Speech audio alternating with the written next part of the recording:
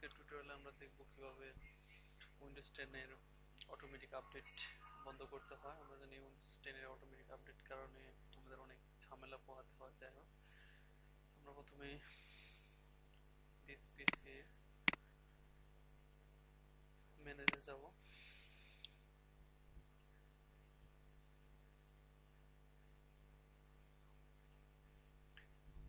ম্যানেজে যাওয়ার পর আমরা দেখতে পাচ্ছি সার্ভিস এন্ড অ্যাপ্লিকেশন নামে একটা অপশন আছে, এখানে ডাবল ক্লিক করব। দেন সার্ভিসে ডাবল ক্লিক করব। পরে এখানে আসার পরে আপনি কিবোর্ড থেকে ডব্লিউ চাপলে ডব্লিউ সিরিয়ালে চলে যাব। দেন অ্যারো বাটন চেপে আপনি নিচের দিকে নামতে থাকেন। নিচের দিকে নামতে থাকলে আমরা দেখতে পাচ্ছি এখানে উইন্ডোজ আপডেট লেখা আছে, এখানে ডাবল ক্লিক করি। ডাবল ক্লিক করলে এরকম আসবে। এখানে আমরা প্রথমে স্টপে ক্লিক করব। দেন এখান থেকে ডিসেবল করে দেব।